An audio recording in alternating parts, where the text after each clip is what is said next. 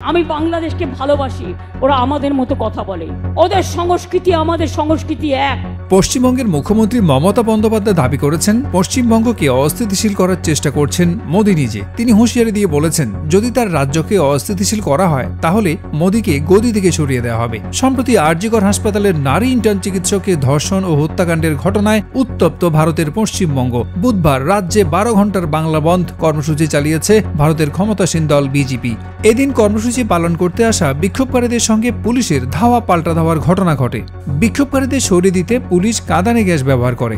এসব বিষয় নিয়ে কথা বলতে গিয়ে মমতা ওই হুঁশিয়ারি দেন। মমতা বন্দ্যোপাধ্যায় বলেন, কেউ কেউ মনে করছেন এটা বাংলাদেশ, আমি বাংলাদেশকে ভালোবাসি, ওরা আমাদের মতো কথা বলে, ওদের সংস্কৃতি আর আমাদের সংস্কৃতি এক। কিন্তু মনে রাখবেন, বাংলাদেশ একটা আলাদা রাষ্ট্র আর ভারতবর্ষ একটা আলাদা রাষ্ট্র।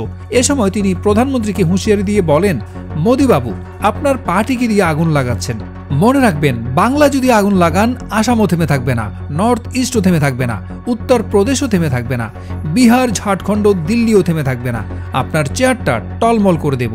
বিজেপিকে অত্যাচারী, অহংকারী, চক্রান্তকারী উল্লেখ করে মমতা বলেন, বিজেপির মতো অত্যাচারী, অহংকারী, চক্রান্তকারী আমি দেখিনি। প্রধানমন্ত্রী শুধু এজেন্সি লাগিয়েছেন। উত্তরপ্রদেশ, মধ্যপ্রদেশের ঘটনায় তো পদত্যাগ করেননি।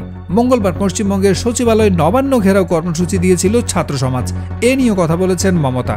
তার দাবি, নবান্ন ঘেরাওয়ের মাধ্যমে লাশ ফেলতে চেয়েছিল বিজেপি, যেন আন্দোলন উস্কে দেওয়া হয়, কিন্তু পুলিশ এমনটা হতে দেয়নি। তিনি বলেন, গতকাল ওরা লাশ চেয়েছিল, পুলিশ সংযত ছিল, রক্ত দিয়েছে, ধৈর্য দেখিয়েছে, পুলিশকে স্যালুট। এদিকে আরজিকর ধর্ষণের সঙ্গে জড়িতদের ফাঁসি দেওয়া নিয়ে পশ্চিমবঙ্গের মুখ্যমন্ত্রী বলেছেন, ঘটনা দুর্ভাগ্যজনক, চেয়েছিলাম ফাস্ট ট্র্যাক নিয়ে গিয়ে ফাঁসি দিতে।